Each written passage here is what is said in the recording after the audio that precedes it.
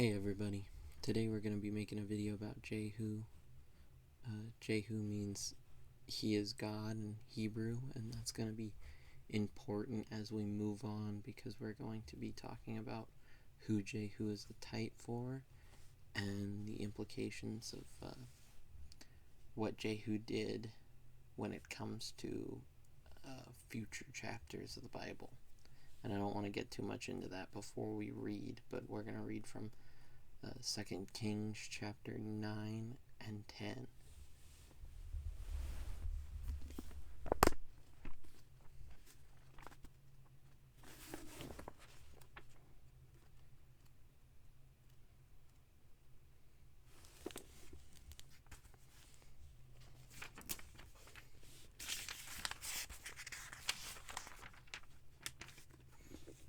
Okay. We are reading 2 Kings chapter 9 verse 1, and we're going to go through to 10:31. So it's going to be a little bit of reading, and then we'll talk about context either at the end or in between. It depends on what I think at the time. So we're following Elisha, and for a little bit of background, he's in Israel right now after the Civil War. So during the Civil War, there's Judah and there's Israel. And God is very upset with Israel. Not as upset with Judah, but both of them will eventually be cast into captivity. Israel is cast first, and then Judah. Then Elisha, the prophet, called one of the sons of the prophets and said to him, "Tie up your garments." Another one of this is, another word for this is hoist up your loins. Its garment was like one shirt. I guess it's not really a shirt. I don't know quite what to describe it as. But it's just like tying your clothes up so that you can run. Anyway. And take this flask of oil in your hand and go to Ramoth Gilead. And when you arrive, look there for Jehu, the son of Jehoshaphat, son of Nimshi, and go in and have him rise from among his fellows and lead him to an inner chamber. Then take the flask of oil and pour it on his head, and say, "Thus says the Lord, I anoint you king over Israel." Then appoint the door and flee. Then open the door and flee. Do not linger. So the young man, the servant of the prophet, went to Ramoth Gilead. And when he came, behold, the commanders of the army were in council. And he said, "I have a word for you, O commander." And Jehu said, "To which of us all?" And he said, "To you, O commander."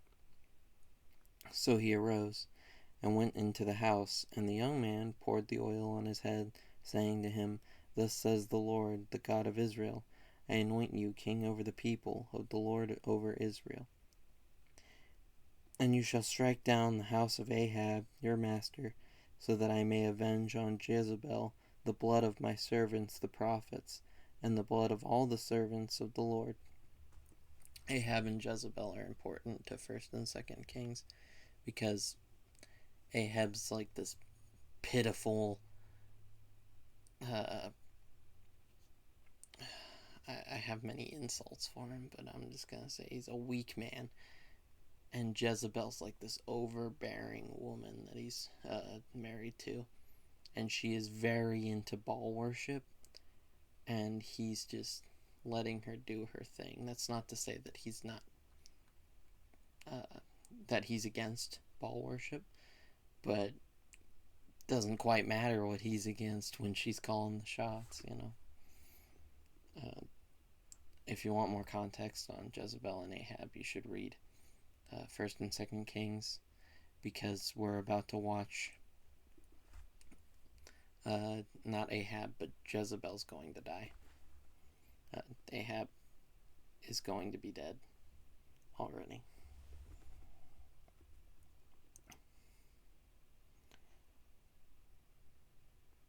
For the whole house of Ahab shall perish, and I will cut off from Ahab every male, bond or free, in Israel.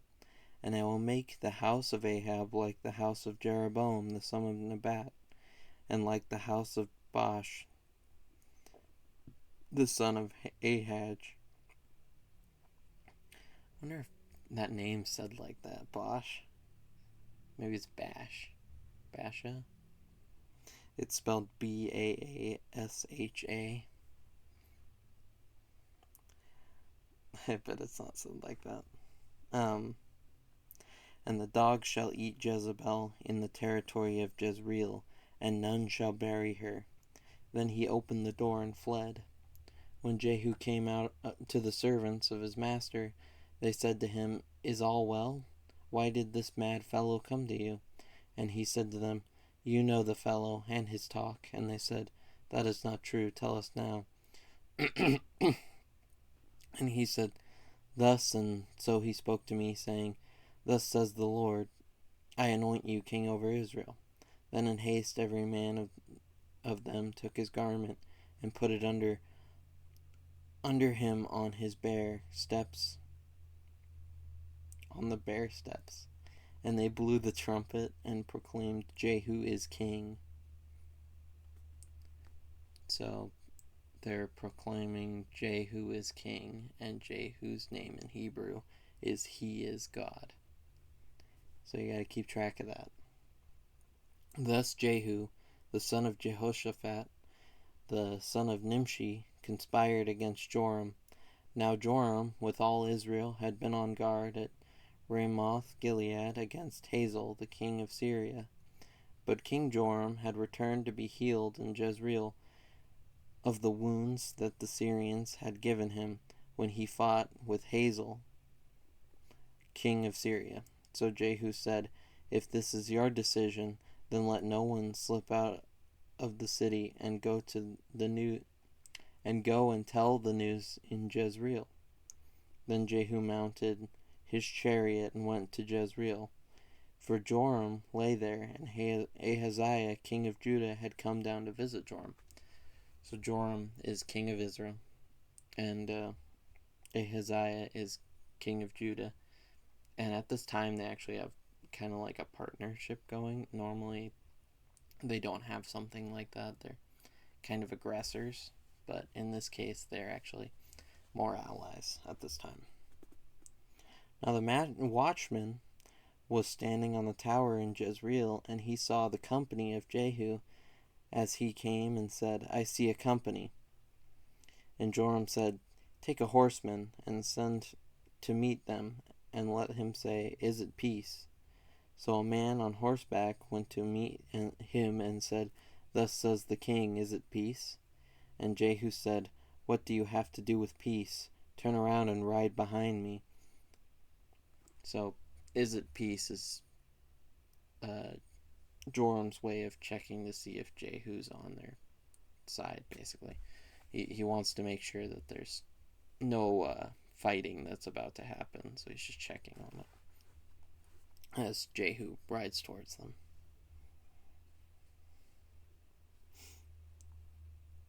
And the watchman reported, saying, The messenger reached them, but he is not coming back. Then he sent out a second horseman, who came to them and said, Thus the king has said, Is it peace? And Jehu answered, What do you have to do with peace? Turn around and ride behind me. Again the watchman reported, He reached them, but he is not coming back, and the driving is like the driving of Jehu the son of Nimshi, for he drives furiously. Joram said, Make ready. And they made ready his chariot. Then Joram, king of Israel, and Ahaziah, king of Judah, set out, each in his chariot, and went to meet Jehu, and met him at the property of Naboth the Jezreelite. And when Joram saw Jehu, he said, Is it peace, Jehu? He answered, What peace can there be, so long as the whorings and sorceries of your mother Jezebel are so many? Then Joram reined about and fled, saying to Ahaziah, Treachery, O Ahaziah. And Jehu drew his bow and his full strength and shot Joram between the shoulders, so that the arrow pierced his heart, and he sank in his chariot. Jehu said to Bidkar, his aide, Take him up and throw him on the plot of ground belonging to Naboth the Jezreelite. For remember when you and I rode side by side behind Ahab his father, how the Lord made this pronouncement against him. As surely as I saw yesterday the blood of Naboth and the blood of his sons, declares the Lord, I will repay you on this plot of ground. Now therefore take him up and throw him on the plot of ground in accordance with the word of the Lord. So Naboth owned this vineyard, and it talks about it in 1 Kings. And Ahab wanted it, and Jezebel did some tricks so that he could steal it from Naboth, who he killed. And so now the Lord prophesied that Ahab's family is going to die over this. And that's exactly what's happening on that plot of land. When Ahaziah, the king of Judah, saw this, he fled in the direction of Beth-Hagan. And Jehu pursued him and said, Shoot him also. And they shot him in the chariot at the ascent of Gur, which is by Ibleam, and he fled to Megiddo and died there. His servants carried him in a chariot to Jerusalem and buried him in his tomb with his fathers in the city of David. In the 11th year of Joram, the son of Ahab, Ahaziah began to reign over Judah. When Jehu came to Jezreel, Jezebel heard of it, and she painted her eyes and adorned her head and looked out the window. And as Jehu entered the gate, she said, Is it peace, you Zimri, murderer of your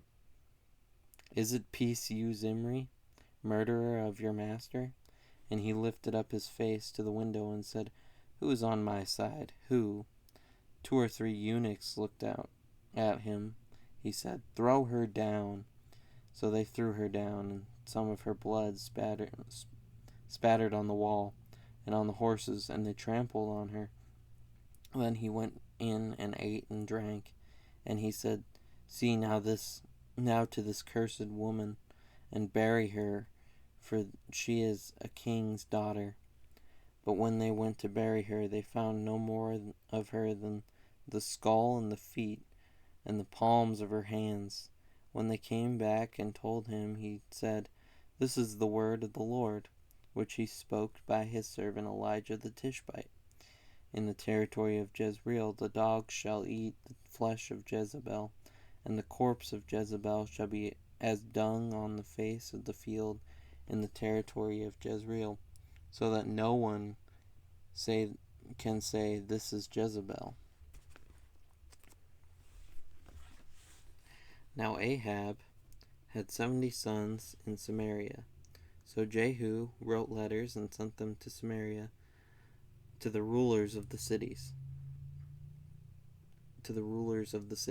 to the elders, and to the guardians of the sons of Ahab, saying, Now then, as soon as this letter comes to you, seeing your master's son are with you, and there are with you chariots and horses, fortified cities also, and weapons, select the best and fittest of your master's sons, and set him on his father's throne, and fight for your master's house. But they were exceedingly afraid, and said, Behold, the 2 kings could not stand before him. How then can we stand? I'm going to take a break right now. I should have earlier. The eunuchs that threw Jezebel down are important for the story later, and I'm going to explain why. It doesn't necessarily have to do with chapter 10, which is what we're reading right now. But I'm going to talk about them a little bit later.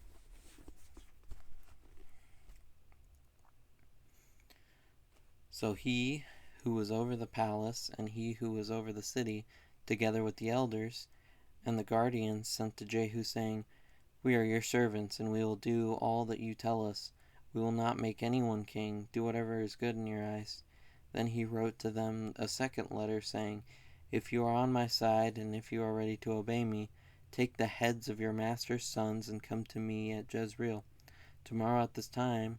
Now the king's sons, 70 persons, were with the great men of the city, who were bringing them up. And as soon as the letter came to them, they took the king's sons and slaughtered them, 70 persons, and put their heads in baskets and sent them to Jezreel.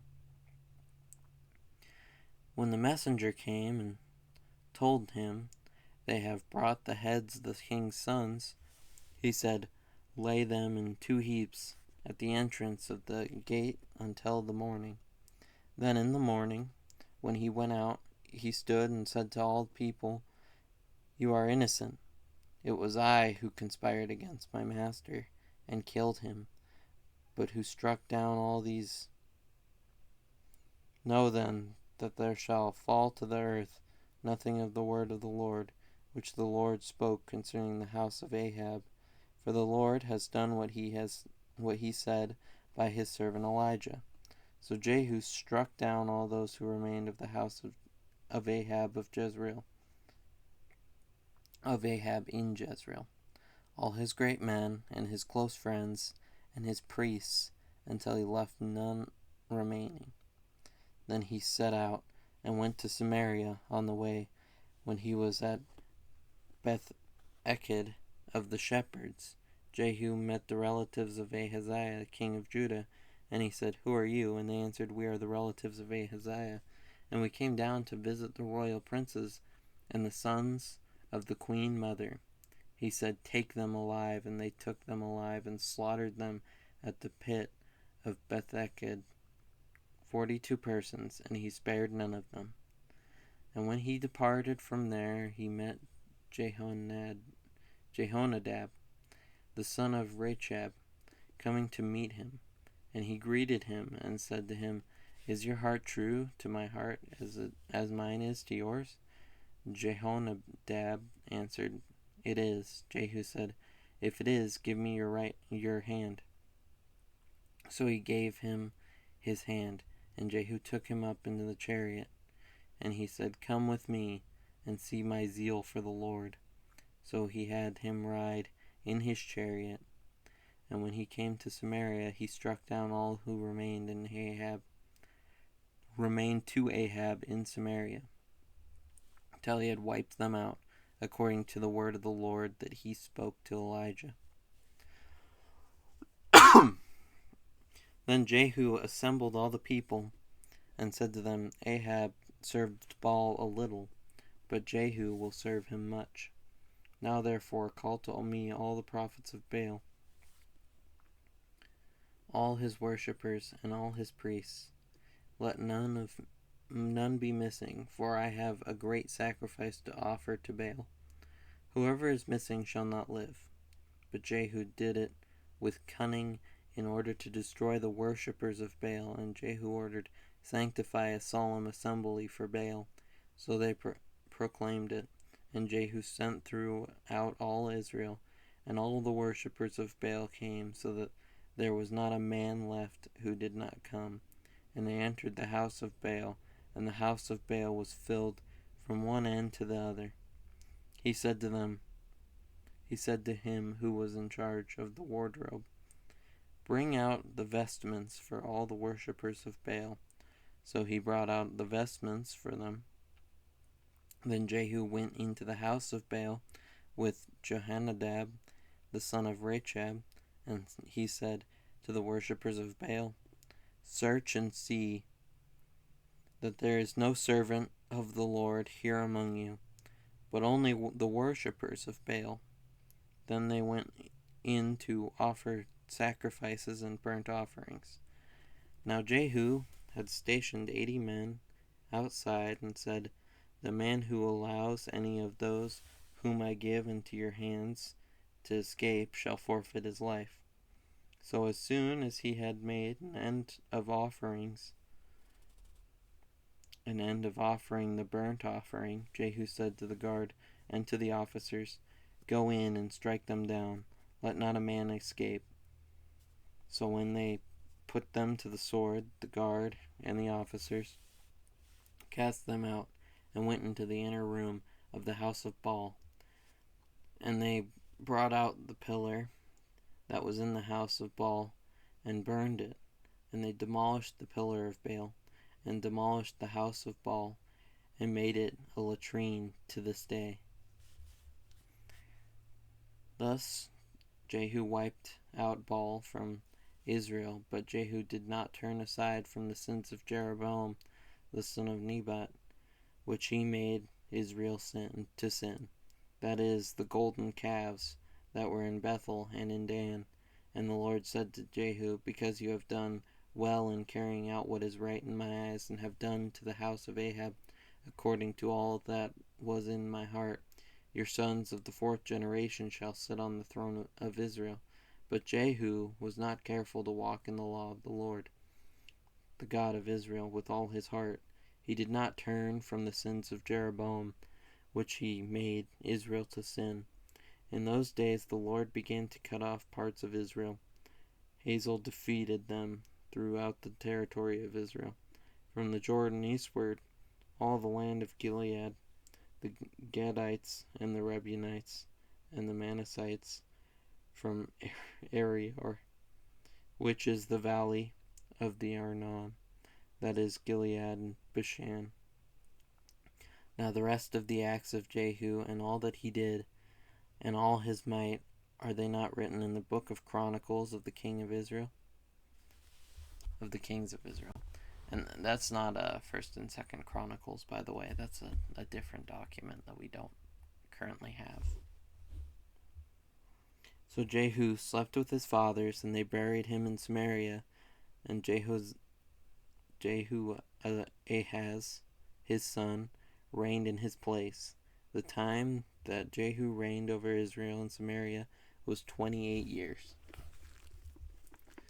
So Jehu started off really good, but he missed the mark. He just didn't make it because he kept those golden calves up. And he wasn't in it with all his heart. And sometimes we might feel like we're not in it with all our heart. So we need to pray to the Lord that we cast out idols and demons, anything that's getting in between you and the Lord. And that's hard. I struggle with that myself. But make sure there's no idols in your life. I wanted to talk about the eunuchs real quick. When Jehu's killing Jezebel, the eunuchs throw her.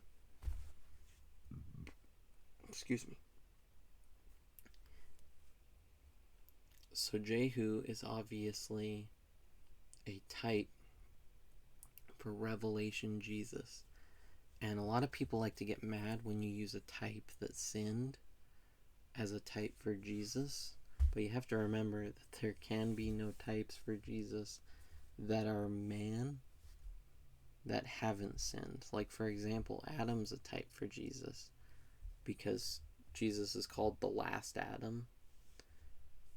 But Adam fell short, of course, because if you haven't fallen short, then you'd be equal to Jesus, and there is no equal to Jesus from man. But using that as information and background, if we look in Revelation 7, we're going to find 144,000 Jewish virgins. They're eunuchs for the Lord. It specifically outlines that they're virgins, and the reason this matters is because Paul talks about being a eunuch for the Lord. These are the sealed. And it's really important background because everybody talks about who the 144,000 are. And it's right here in this story. This is an outline for Revelation. You see, Jezebel is talked about in Revelation, because this is an outline for Revelation. Using this as an outline will help you to understand that book, and at some point I'd like to make a more dedicated video to that topic, but I really just wanted to read the story and talk about it a little bit. But that's the story. That's 2 Kings 9 and 10. And there's some really interesting background and information, and you should really read 1st and 2nd Kings. It's a good read. A lot of people struggle with a lot of different parts of the Bible, especially the Old Testament, but this is where a lot of exciting stuff happens. So if you're interested in the Bible and you want something exciting because maybe you're struggling through a different part of the Bible, you can always read 1st and 2nd Kings, or 1st and 2nd Samuel, or prerequisites to 1st and 2nd Kings, and those are also a good read. And that's all I have for you today. You have a good rest of your day.